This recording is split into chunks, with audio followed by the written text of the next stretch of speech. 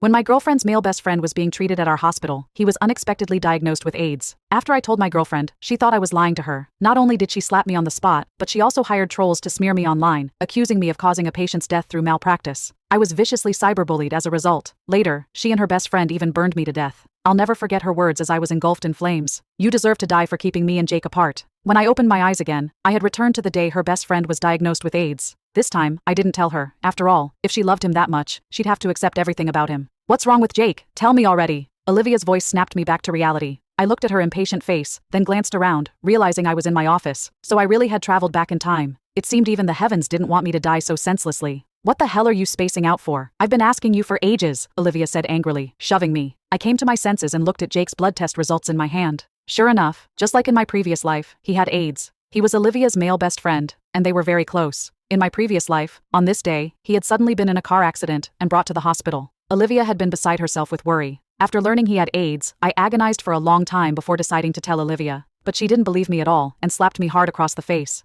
"I know you don't want me hanging out with Jake," she had said. "But you need to know when to draw the line. You're a doctor. You can't just accuse patients of having infectious diseases because of your personal feelings." No matter how I tried to explain, she wouldn't listen. Legally, I shouldn't have disclosed a patient's condition to her anyway. It was private medical information. But out of concern for her safety, I had selfishly told her. Little did I know that my loose lips would lead to my brutal death in my past life. So in this life, no matter what, I won't make the same mistake again. "It's not too serious, just some minor injuries. He'll be fine after a few days of treatment in the hospital," I told her. Hearing this, Olivia let out a sigh of relief. "That's good." But the next second, she was irritated again. "Then why didn't you say so earlier? I thought it was something major." "Adam, let me tell you, Jake is my best friend. Don't you dare try anything sneaky." I smiled at her. "Don't worry, I won't." After she left, a colleague came in and patted me on the shoulder. "Hey Dr. Grant, didn't you tell your girlfriend that Jake has AIDS?" he asked. "I saw her go feed him some soup just now." "The law states that a patient's condition is private. Doctors can't disclose it to others without permission," I replied formally. My colleague looked at me in surprise. "But that's your girlfriend." "She used to be."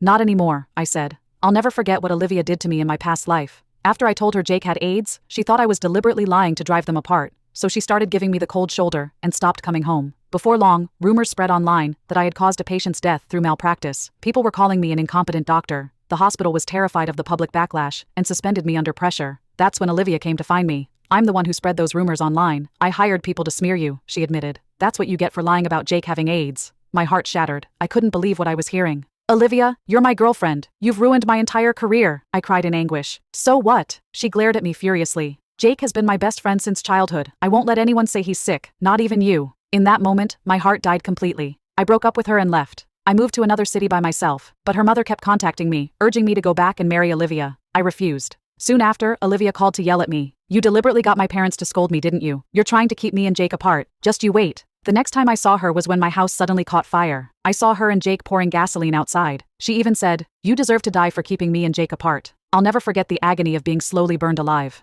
"Olivia, in this life, I won't be your doormat anymore." I contacted Olivia's parents to break off the engagement, saying I no longer wanted to be with her. No matter how much her parents tried to persuade me, I insisted on ending things. They finally had to agree. That night, Olivia called me. "How dare you, Adam? Just because I took care of Jake for one day, you want to break off our engagement?" she yelled. I calmly replied, "It's not because you took care of him, I just think you really like him, and you two are a good match. I don't want to come between you, so I'm stepping aside to let you be together." She spent all her time with Jake anyway. It would be hard for her not to get infected with AIDS, so I had to stay away from her. "Fine, have it your way, but don't come begging me to take you back later," she snapped. "I won't. I wish you and Jake a lifetime of happiness together," I said before hanging up. I had never stood up to Olivia like this before. She bombarded me with angry texts afterwards. "Who the hell said you could hang up on me? Adam, where did you get the nerve?" A few minutes later, "You didn't pay Jake's medical bills?" She had brainwashed me into thinking she and Jake were just friends before, so I had always covered Jake's hospital bills whenever he came for treatment. They both got used to it over time. Looking back now, I was such a fool. I didn't reply to her and blocked her number. I had no patience left for someone like her. The next day, Olivia came barging into my office with a pale-faced Jake in tow. "Give me money," she demanded. "Hurry up, don't make me slap you." In my past life, I had been her obedient lapdog. I gave her whatever she wanted, which is why she felt so entitled to demand money from me now.